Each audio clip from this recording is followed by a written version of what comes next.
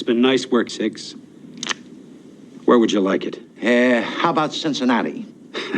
Very funny. Goodbye, Max. Hi, welcome to Around the World in 80s Movies. My name is Vince Leo. I am the author of the film review website, Quipster.net. I invite you to check out over 4,000 of my written reviews. You can read there anytime. Quipster.net is where to go. QWIPSTER.net. While you're there, I do encourage you to check out my other podcast. It's called the Quipster Film Review Podcast, where I look at new movies that are out in theaters. You can check out the link for that at my website, Quipster.net. Today, we're going to be getting into another three-part series. This one shifts ever so slightly from the previous three-part series where I looked at bumbling detectives. This week, the main protagonist is not a detective per se, although really kind of qualifies.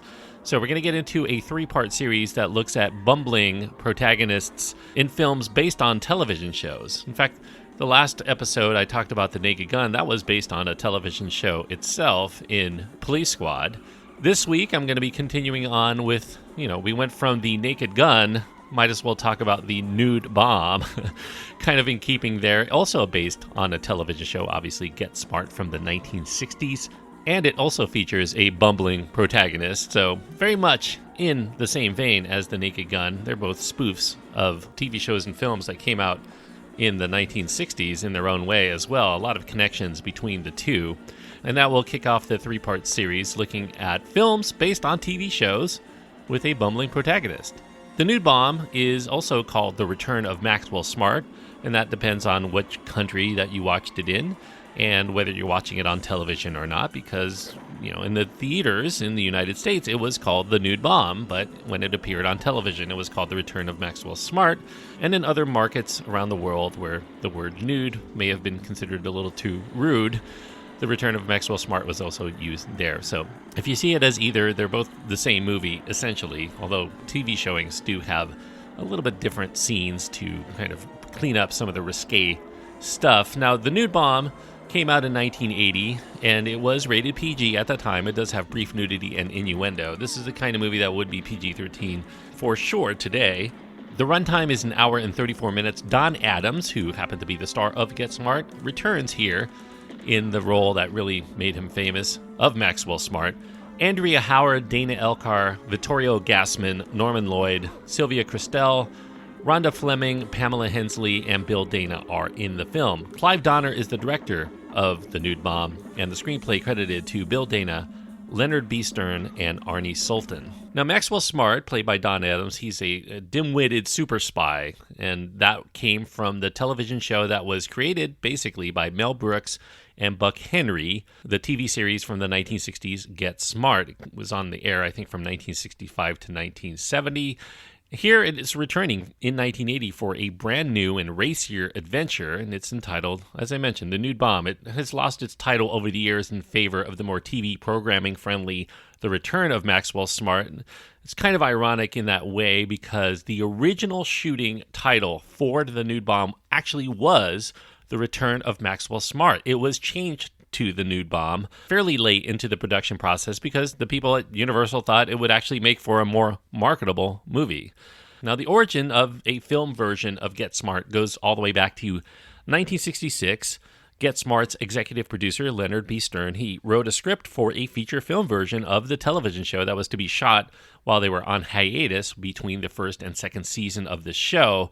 However, it never did get made. It never got released because there were financing and disagreements in the scheduling between Stern and Columbia Pictures, who were going to be making it, because they couldn't settle on when they were going to make this film. And that was in part because Don Adams, the star of the presumed movie, would have a prior commitment during the summer hiatus. He was going to be appearing in Atlantic City, and since they worked in Hollywood, and he's not somebody who likes to fly airplanes, that meant that he was going to travel cross-country by vehicle, and he wasn't able to secure an actual time as to when he was going to be available, and that left it pretty much up in the air. Since it broke down with Columbia, Stern tried to shop around the project to another studio. He brought in famed B-movie director William Castle to be the director for Paramount Pictures, who were interested in doing it. Paramount ultimately decided against it, though, because they observed lackluster returns for other TV to film attempts like Munster Go Home and 1966's Batman. And so the film ended up getting broken down into parts. It was retooled. It was made into a 3-episode run on the TV show Get Smart with the title of A Man Called Smart, a 3-episode run in April of 1967. Now, Get Smart would still continue until its 5th and final season. That was in 1970. It spent 4 seasons on NBC, its last on CBS, whereafter it would become a hit in syndication as well, not only in the United States, but it played in many, many dozens of markets around the world to great success. So in 1977, Frank Price, who was in charge of Universal Television at the time, he decided to do a reunion of the show. He commissioned Leonard B. Stern to come up with another screenplay to make a TV movie that they could sell to these other world markets. If it proved successful, they would essentially use that film to be used as a pilot for a return of the series potentially on American television. Barbara Feldon, who played Agent 99 on Get Smart, either she did not agree to appear or she was never invited, depending on who you ask. Leonard B. Stern claimed that when he brought up the idea of this TV movie to Feldon early on, she seemed uninterested in returning to the role. She felt that this is a show that had run its course and she didn't want to be only associated with that show. She wanted to move beyond it to other things. And without Feldon, Universal pushed the schedule shoot further into 1979 because there were necessary rewrites to give Max a new female partner, and Stern, who served as executive producer, brought in the talents of fellow writers for Steve Allen when they appeared together as writers on that show, Bill Dana and Arnie Sultan. Sultan, by the way, wrote many episodes of Get Smart himself, and he also served as the executive producer for the last 3 seasons, taking over for Stern on that show. Bill Dana was also working on a TV pilot at the time for a comedy series that was going from movie to TV based on the movie Car Wash. They were brought in to give a fresh comedy sheen to what Leonard B. Stern had written. Veteran novelist, playwright, and humorist Max Schulman was also hired on to do some script revisions to give the dialogue a little bit more polish. And then there was this unexpected thing that happened. When the script was completed, it was sent to Universal's Foreign Sales Division for review. They loved it. They loved it so much they passed it along to Jennings Lang, a producer working with Universal, on the notion that they should make it into a feature film instead. So Universal ended up upping the budget for the production from its initial $2.5 million to over $6 million. They told the screenwriters, go ahead and revise your script, think big, come up with ways to make their story more cinematic and to take advantage of those things that they really could not show on television. Namely, they could have a little bit saltier language, maybe a little bit more adult situations, and some PG-rated levels of innuendo. The original audience for the TV show, they were now in college, so they would probably be willing to indulge in a little bit more adult version of the TV show, and they thought that they would love to see more adult adventure with these characters that they enjoyed when they were young kids, and thus the Nude Bomb premise was born. Now, for the record, Barbara Feldon denied that they ever asked her to be in the feature film, just the made-for-television reunion and possible new TV show that would spin off from that. And while it may have been as simple as thinking that Feldon was uninterested and did not come back for a movie because she didn't want to reprise that role on television, the producers were actually keen on the opportunity to start over again, given that there wasn't any place to go with Maxwell Smart because he was a husband and father. They ended up getting married and having twins on the TV show. Feldon surmised that they passed on her because they wanted Maxwell Smart to be free and single and willing to mingle with younger actresses. Feldon was 46 at the time. Now, even if it was as simple as a misunderstanding between Feldon and the producers, they were too far into the major revisions now to go back and bring back Agent 99 anyway, given that they wanted a spicier and younger approach to revamp the television show for a potential new franchise. Feldon has gone on to say that she really would not have done the movie if she had been asked, actually, given the wrong-headed direction it was going, and she did feel some pleasure at knowing that they were not really successful with the film after the fact. Now, Universal agreed to bigger changes. They raised the budget to $8 million on the condition that the film would appeal to a modern era. They did not want to look back at the spoofs of the 1960s. They wanted something new and fresh for the modern audiences, and that included putting the world of fashion in its plot. They wanted to inject disco into the soundtrack. They would spice things up with some of that adult language. They brought in some titillation factor. They didn't want to lose their PG rating, though, but they wanted things to be much more spicy, and kind of in a way that the writers were becoming incensed by. They did not like the changes that they were asked to make, and they raised their concerns, sometimes in a very heated way. In fact, Leonard B. Stern would end up getting banned from the set, despite being an executive producer at that time anyway. And he was originally tagged to direct the film. The studio ended up bringing in that producer, Jennings Lang, to oversee the final revisions that they wanted to be made. One major component was to incorporate some advertising itself for the Universal Studios tour, as well as other properties that they might have going at the time. The Cylon Warriors of Battlestar Galactica get a lot of screen time here.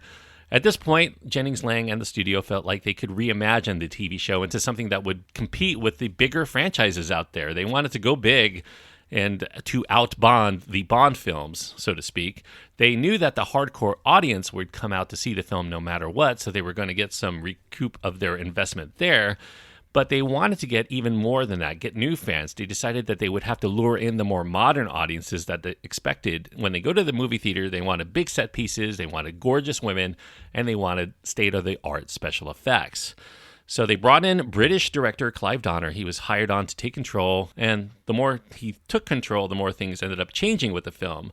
Now, the show happened, as I mentioned, to be a hit in many parts of the world. However, England, where Clive Donner was from, was not one of those successful inroads.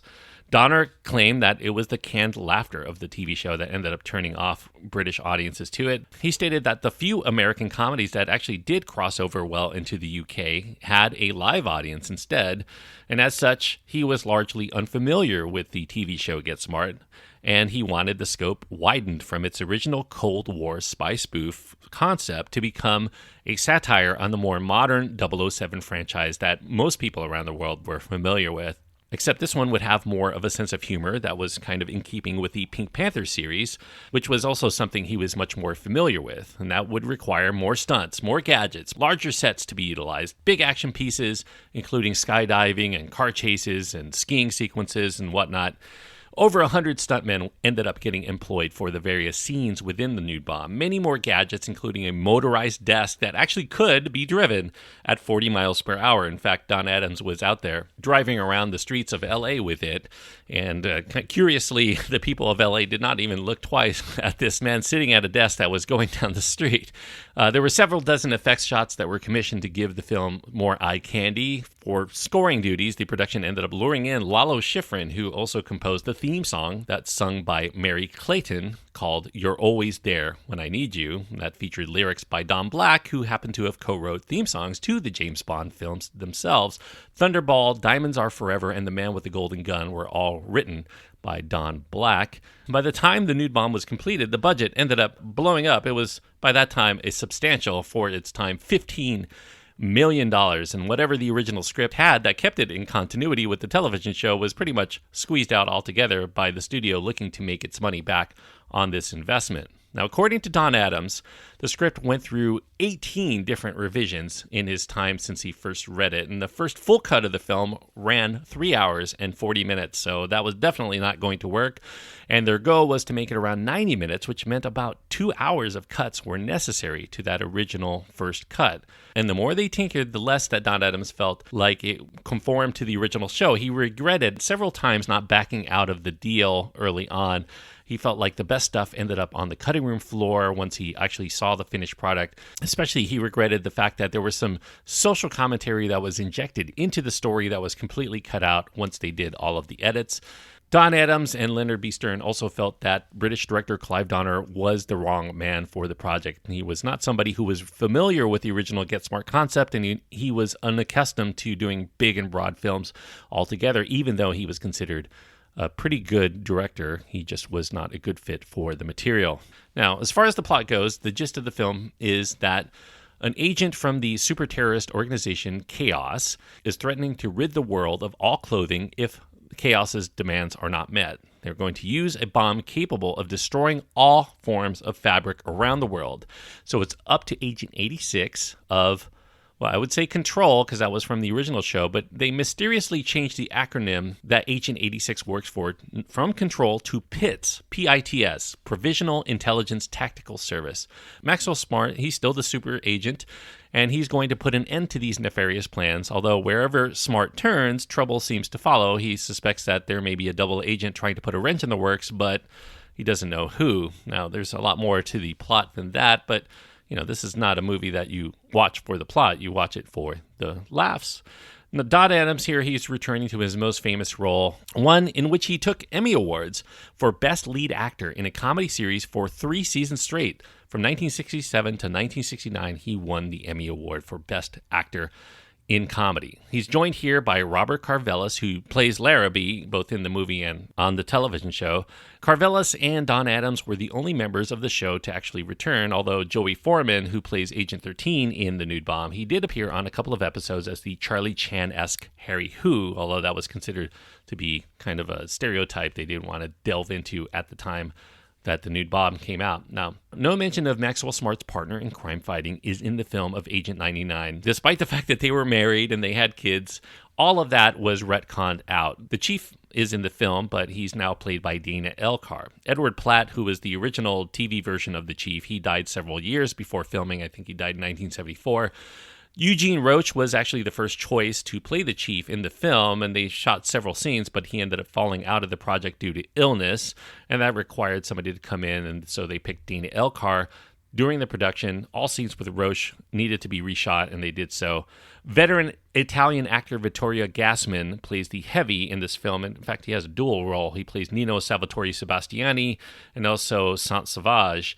The actor recently had returned to do Hollywood films after 2 decades doing Italian films, and he performed in classical theater productions. He was kind of a star in Hollywood back in the day. Gassman had grown discontent with acting in American films after being typecast through his contract with MGM into roles that he felt were limiting in films that he considered mostly to be bad. So he received also terrible press at that time. He had a tempestuous 2-year marriage with actress Shelley Winters that made the pastures of Italy seem all the more greener once he was done with that marriage.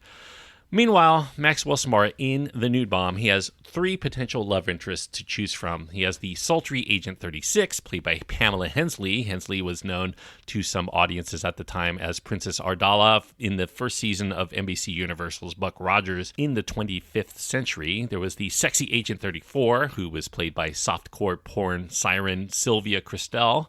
And then the goody two-shoes Agent 22, kind of a fill-in for 99, played by Andrea Howard. The numbers of the agents here, 36, 22, and 34, I guess they constitute the desirable measurements of women in this era, and that forms a joke in the film. Max introduces 36 to 22 and 22 to 36. Comedian Bill Dana, who originally appeared on a couple of episodes of the Get Smart TV show as different characters, he gets not only script credit here, his only feature film work as a writer, but he also appears in a brief but memorable role as a fashion designer named Jonathan Levinson Siegel. Now, personally speaking, I have been a longtime fan of Get Smart. I used to watch it when it was in reruns throughout the 1970s into the 1980s as well. It played all the time on television. I also went to see The Nude Bomb. I was 9 years old when it came out. I saw it in the theater and I saw it several times on cable. And it wasn't because I liked it that much, but because I tended to forget the fact that it's not that good of a movie. But the biggest reason, I think, for the drop-off in quality between the television show and The Nude Bomb is that the original TV show had some very good writers. They had very good creators attached. Mel Brooks, Buck Henry, even star Don Adams had his hand in writing and directing his share. The creators of The Nude Bomb get the basic premise right, and to some extent the characterizations. They even retain all of the famous catchphrases, and loving it, would you believe, missed it by that much, and all of the other typical Maxwell Smart isms. But they seem that they are forced in for fan recognition more so than in trying to make credible jokes out of those catchphrases on their own. And while most of the TV show's funniest moments came from the dialogue and the satire of popular spy flicks, The Nude Bomb really isn't graced with that much crisp writing. Instead, the funnier moments occur during some relatively inspired moments of slapstick. You get a car chase between the bad guy and Maxwell Smart controlling a souped-up desk, and there's this chase through Universal Studios. There's this melee that involves a dozen clones of Agent 86 duking it out with the clones of Norman Saint-Sauvage.